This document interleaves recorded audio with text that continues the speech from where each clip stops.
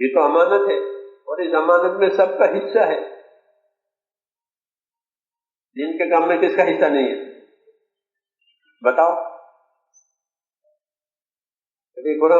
قرآن ہدایت کے لیے آئے، کس کی ہدایت کے لیے؟ تبلیغ والوں کی، اور سارے عالم کی ہدایت کے لیے، ہدی للعالمین، سب کی ہدایت، اور سب کا حصہ ہے۔ دعوت اسی لیے ہے کہ اس میں سب کا حصہ ہے۔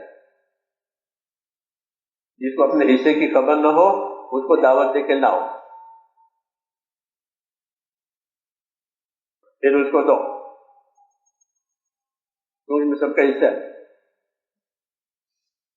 اس کو دعوت دے کے لاؤ، اس کو اپنے آپ کو بھی لے جاؤ اس کی طرف، کیونکہ تمہارا بھی اس میں حصہ ہے۔ تو بھی محروم نہ رہے، اور تو کوئی بھی محروم نہ رہے۔ جی ہاں، قرآن کو ہدایت بنایا، حضرت محمد صلی اللہ علیہ وسلم کو رحمت بنایا، اس کے لیے سب کے لیے،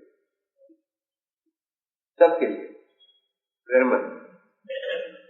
ہم نے آپ کو سارے عالم کے لیے رحمت بنا کر کے بھیجا۔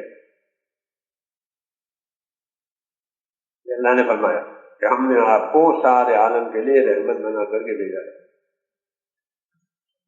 حضور صلی اللہ علیہ وسلم نے سب کے ساتھ رحمت کا برتاؤ کیا۔ اس کا برتاؤ، رحمت کا برتاؤ۔ ایسا فرماتی تھی آپ اپنے حال سے آپ نے کبھی کسی کو مارا ہی نہیں، نہ بیوی کو، نہ خادم کو، نہ کسی کو بھی۔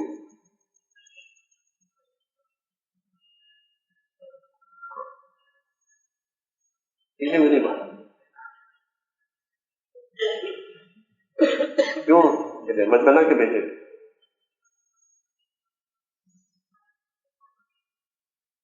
کسی کو نہیں مارا۔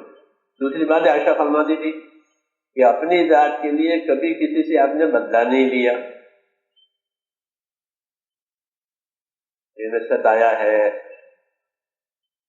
آپ کو ستایا ہے، آپ کو نقصان پہنچایا ہے تو اس کو ٹھیک کرو، کہ نہ، کہ کسی سے بدلہ ہی نہیں لیا۔